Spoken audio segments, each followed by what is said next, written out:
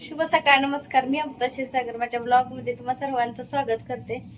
तर ना खूप उशिरा ब्लॉगची सुरुवात केली. सकाळ सकाळी दवाखान्यात गेले होते. तर कालचा ब्लॉग ज्यांनी पाहिला असेल त्यांना माहिती आहे की दवाखान्यात काल पण गेलेलो होतो आणि त्रास सकाळी खूप चालू झाला त्यांना. त्यामुळं ना सकाळी 6लाच चालू झाला होता, पण काय दवाखान्यात सकाळी 6ला तर चालू नसतोय. तरी पण फोन करून आम्ही 9:30 वाजता गेलो. पण तरी वेळ झाला का तर सोनोग्राफी करायची होती. सोनोग्राफी करायला जिथं गेलो ते डॉक्टर मात्र नव्हते. ते 11:30 वाजता आले. नंतर तिथून सोनोग्राफी केली. तर सांगितले सलाईन आता 3-4 दिवस तर सलाईन लावा म्हणून.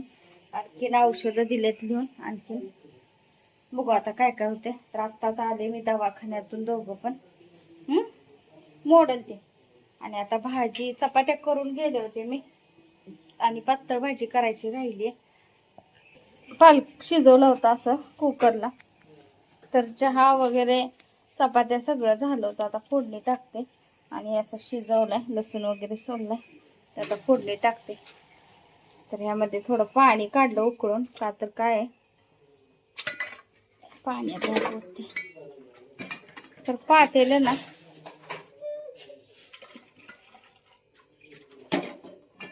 तर आता फोडणी टाकून घेते मी.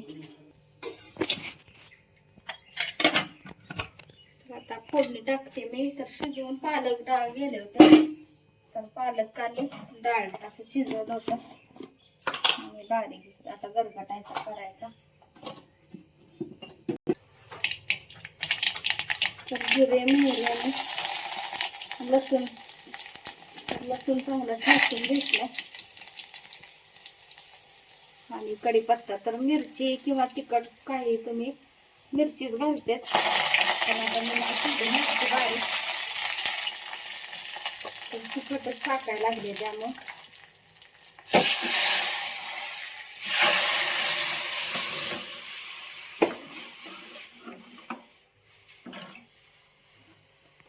चवीपुरतं मीठ टाकायचं.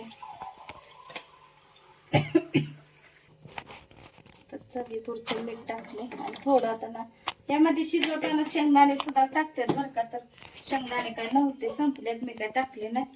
तर आता थोडं कूट टाकणार आहे. शेंगदाणे सुद्धा नाही तर भाजीत शिजवताना टाकतात. तर इथं ना गरगटा तयार झालाय आणि सगळं आता भात लावलाय. चपात्या तर झाल्यात सकाळीच. आता दवाखान्यात जायचंय. तर ना सलाईन लावायची आता. हा आणतीच. चला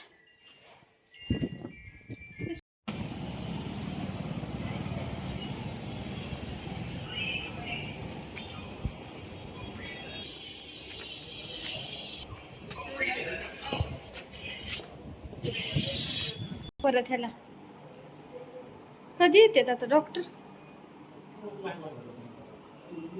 सलाईन की लावणार?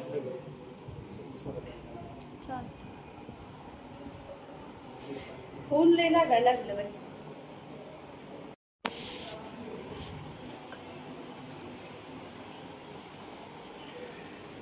आता कधी संपणार आहे? 2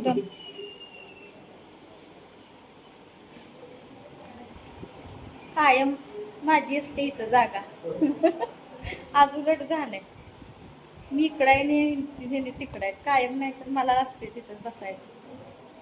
कायम सलाईन बिलाईन मलाच चालू असते सगळं. आणि आता सुई पण ना आणि 2 बाटल्या माहितीच नव्हतं.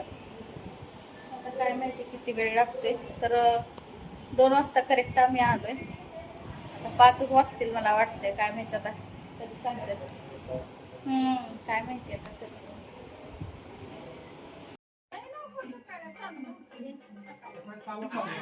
त्यांची तब्येत ठीक नसल्यामुळे ना समीर भाऊजीने तर दवाखान्यात भेट होतच होती. पण दोघं पण मिळून ना त्यांना बघण्यासाठी अजून आले होते. तर जास्त काय शूट मी त्यावेळी केलंच नाही. आले होते, थोडा वेळ बसले आणि नंतर मग ते चालले होते. आणि अनुसाठी नेहमीप्रमाणे भरपूर असा खाऊ आणला होता.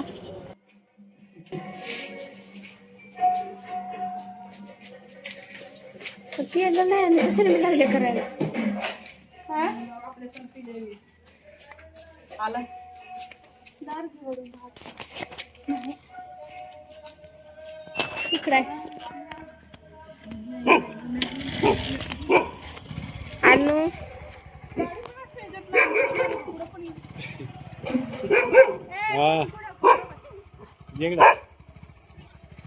ते घेतला वा